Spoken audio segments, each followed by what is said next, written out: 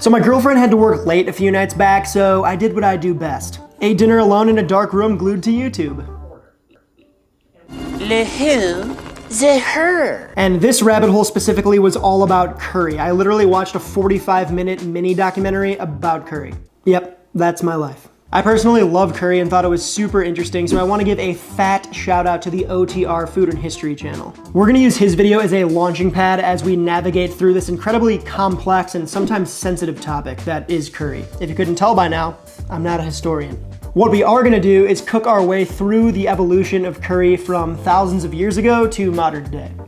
To understand curry, you need to understand the term masala, which are, you guessed it, just spice blends. Each of the curries that we're gonna make today can be identified by their unique masala. Now, there are literally thousands of different masalas, each meant to complement a main ingredient of, each said curry. So the first example of curry can be dated back to the year 2600 BC in the Indus Valley in the modern-day Punjab region of India. We know this because scientists use carbon dating to identify fossilized aromatics on shards of broken ancient pottery from the settlement of Mohenjo-Daro. Pretty dope name, pretty dope name. This spot was once inhabited by the Harappan civilization. Now, according to these scientists, the Harappans were the first group of humans, that we currently know of at least, credited with mixing spice blends, then cooking them to make flavor bases for dishes that we now refer to as curry.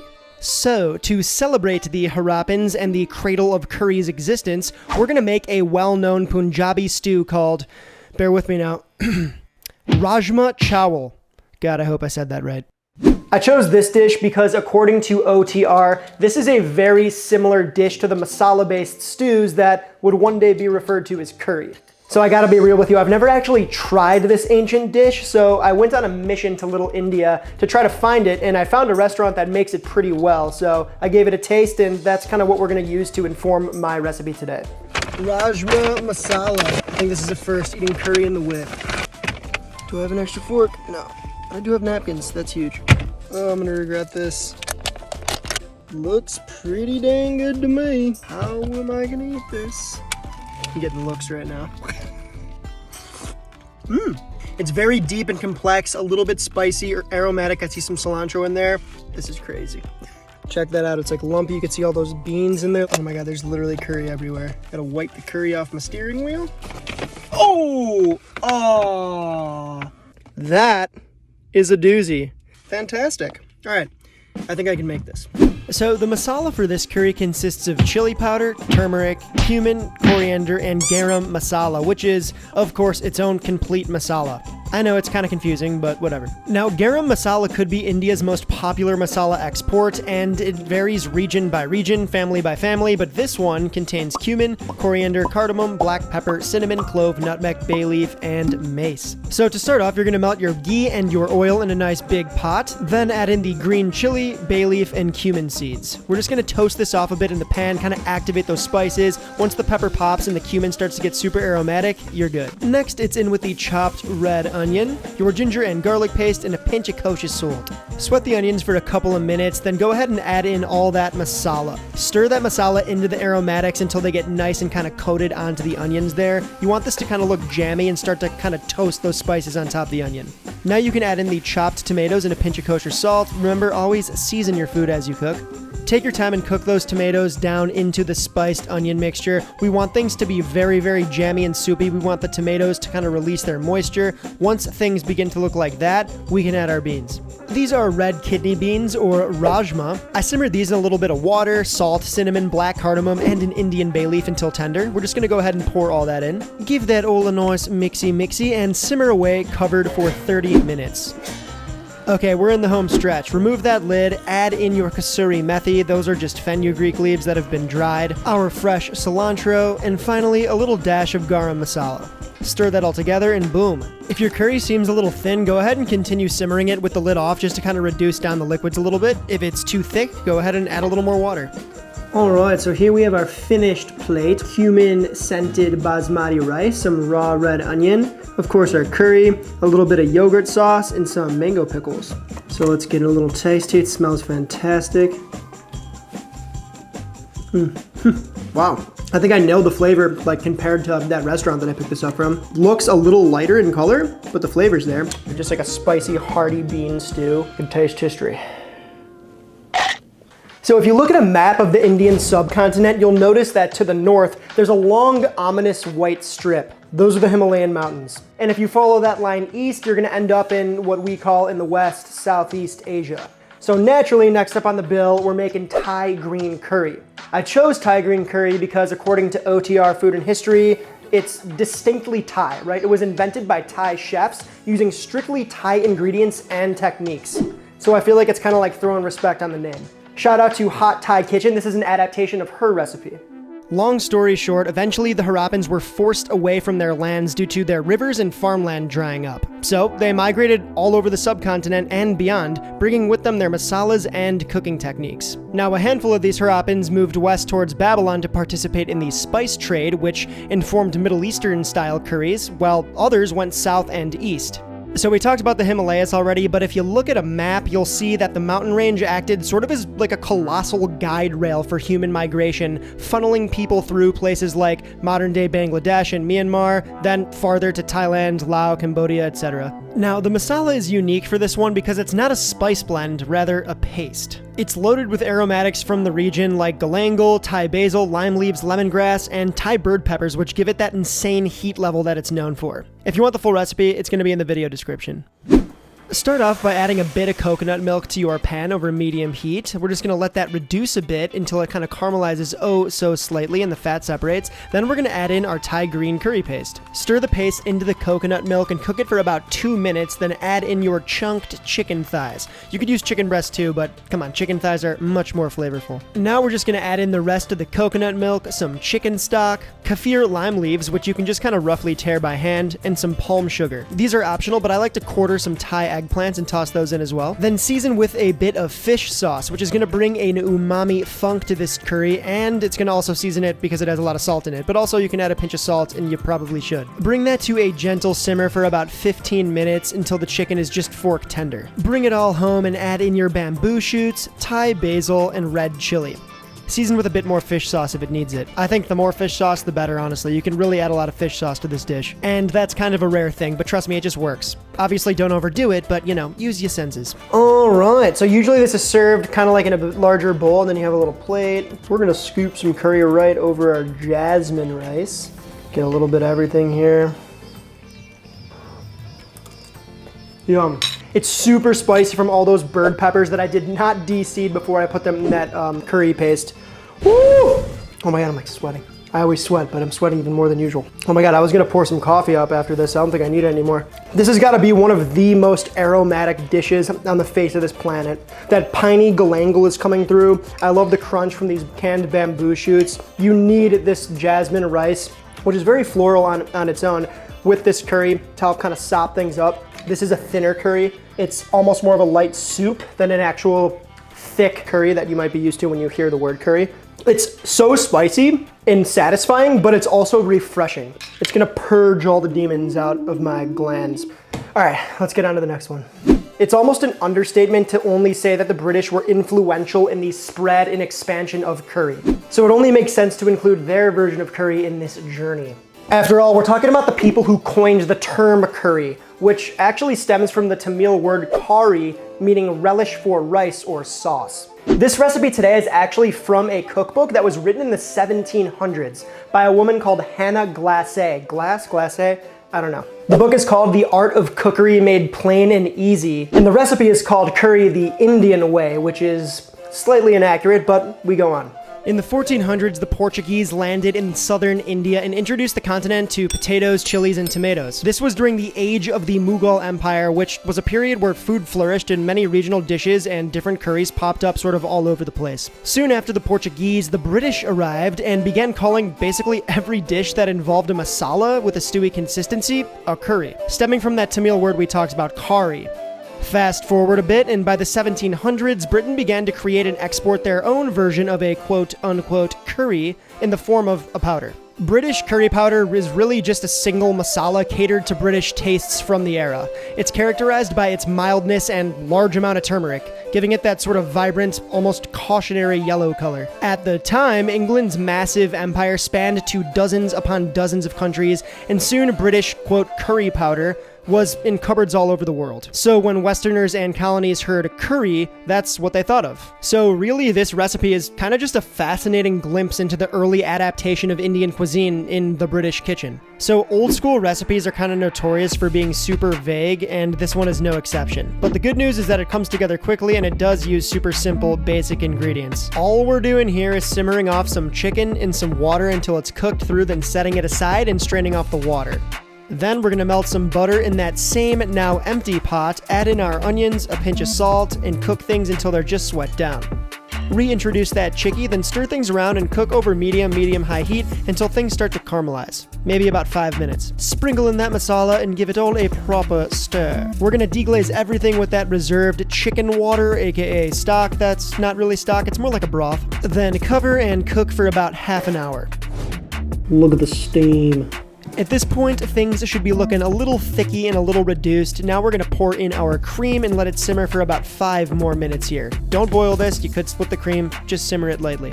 Squeeze in some freshy lemon jus and boom, we are finito. That is our British curry. Now Hannah recommends slopping this over some good old, quote, boiled rice, unquote. Ooh, that actually looks really enticing, especially with that white rice underneath. It's kind of pretty. I mean, of the curries that I've tried so far, definitely the least complex. It's kind of like creamed turmeric chicken than like a curry. This is like the first iteration of Western style curry. It tastes like it's from the 1700s, but it looks, I mean, that color is, turmeric is a magical thing, let me tell you. All right, on to the next one.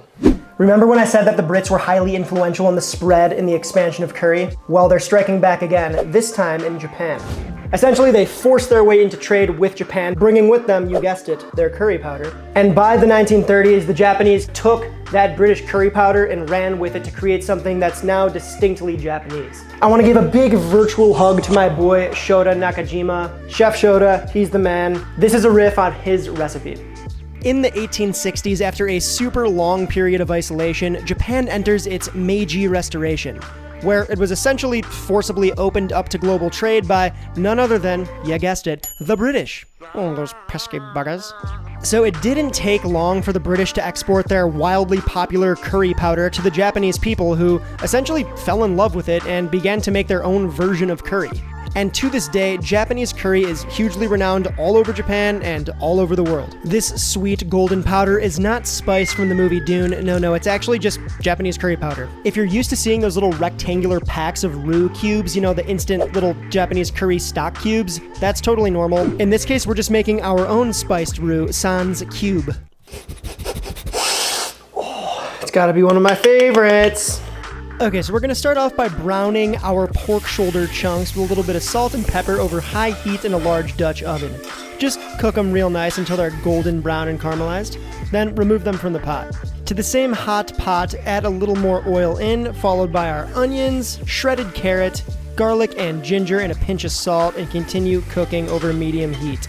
Try not to give the onions much color here, we're just trying to cook this down gently. This is gonna be our base. Now sprinkle in the curry powder, followed by some Szechuan peppercorn. That's a nice little Shota touch, I love it. And some all-purpose flour. Stir that around until the flour disappears into the vegetables and cook for another 1 or 2 minutes. Then add in your flavorful liquid. In this case, we're gonna use some chicken stock, pork stock, or even beef stock works as well. So we just made a roux and added stock to it, which is essentially a gravy. The roux is what thickens this curry. Once nice and bubbly, add in your tomato paste, mashed banana, shredded apple, soy sauce, McDerber sauce, carrots, potatoes, the seared pork chunks, and a bay leaf. At this point, you'll notice the curry's still on the thinner side. That's okay and totally normal. Go ahead and cover that up and continue simmering for about 30 more minutes. We want the tomatoes and carrots to be cooked through, the pork to be tender, and the curry to be pretty viscous. Your finished product should look a little something like this. This can take anywhere from 30 minutes to an hour. It just sort of depends on a variety of factors. You gotta have some sort of pickles, whether it be ginger or radish. Then we have our porky, delicious, viscous Japanese curry. All right. There's something about Japanese curry that is this perfect balance of like sweetness, savoriness, richness, The color's perfect. White rice is classic, and the pickles, kind of like our Punjabi curry, are so necessary because it's such a heavy dish with that rice. Little pop of color and acidity from the pickles and the scallions. I don't know, man. I grew up eating this stuff, and it holds a special place in my little heart. Japanese curry, the goat, without goat. But our next dish does have goat. Wordplay. Smart guy. It's almost as if he could read. Now on a map, the Caribbean islands might seem like one of the least likely places for curry to end up. However, curry is big in the islands, specifically in Jamaica and Trinidad. If you know anything about curry in the Caribbean, you've probably heard of curry goat. So that's the dish that we're gonna make to kind of finish this all up and bring it home. For this recipe, we're borrowing from Chef Kwame Onwache's recipe, so shout out Kwame. Okay, so kind of skipping around a bit, but in the 1830s, slavery was officially outlawed throughout the British Empire. Now, though the African slaves were freed, which is obviously a good thing, ironically, this curry was spread to the Caribbean by Indian migrants who were kind of in one way or another slaves without the title. And because of this spiral of insanity, Indian and Caribbean people commingled, learned parts of each other's cultures, and boom, curry is spread to yet another faraway land. Well, far away from the Indian subcontinent is sort of what I mean. So we talked about curry being a product of where it comes from, and this is no different. Usually Jamaican curry powder has an emphasis on allspice, also called pimento, which is a native spice to the Caribbean islands. Here we have our marinated goat, which consists of spices and aromatics. We got some cayenne, paprika, onion, and garlic powder, black pepper, salt, fresh Scotch bonnet chili, fresh garlic, fresh ginger, and sliced onion. That's a lot, I know. Go ahead and pick off all of the stuck-on onions and scrape off any other aromatics that are on the goat and set those chunks aside, but reserve that marinade. We're going to use it later. Add some oil to a hot skillet and sear those goat chunks off. Take your time here, be patient. Remember, brown food is flavorful food, and this is no different, so, really make sure to get some color on these chunks. We want our goat nice and crusty. Remove the goat from the pan and set it aside. To a heavy-bottomed pot or just a Dutch oven, add some oil and this stuff. This is what Kwame calls marination. It's basically just some aromatics and vegetables pureed together in oil. The recipe is going to be in the description for you. Add that to the hot oil and cook for 1 minute. Now add in some more curry powder and a pinch of salt.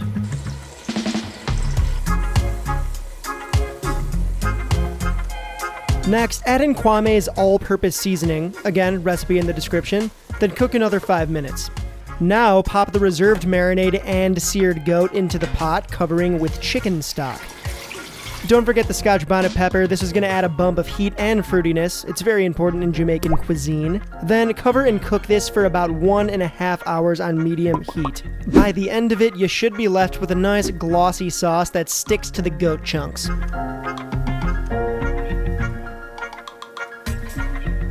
We have some wonderful roti. This is just a Indian flatbread, kind of like a tortilla almost, but different. Check this out. All right, so this is bone. I think I might just have to lollipop this sucker. Yeah, if you've never tried goat before, highly recommend it. It's sort of like a more mild lamb. Man, with all these spices on it, it's not mild because this thing is beautiful. It's perfectly spiced. I busted that Scotch bonnet pepper so it kind of released its spiciness into the stew, but there was so much of it that it's balanced. Because remember, Scotch bonnets are spicy. They're also a little fruity. It's wild to think that hours of research went into this video and we're really just scratching the surface on curry and its identity. What's important to remember is that no matter what you label it, curry is an insanely complex topic with thousands of years of history behind it. So the next time you bite into a scoop of Japanese curry or use roti to swipe up some curry goat, remember that you're not just eating a dank meal, but you're literally biting into thousands of years of human history, which is pretty tight. Let me know in the comments below which of these 5 curries is your favorite, and if I didn't make your favorite curry, what is it? Thank you for joining me on this incredibly complex, soupy, stewy journey. If you liked the video, give it a like. If you're new to the channel, subscribe to the channel. Join us. If you're not new to the channel, what's good? The easiest way to support us is over on the Patreon. If you donate to the grocery fund, it helps me buy all these ingredients. Like, for example, this video, I literally went to, I think, 7 different grocery stores to get all this, which, don't feel bad for me, but if you can support, that would be very helpful and we would love it. Let me know in the comments below what your favorite curry is, and yeah, until next we meet. Later.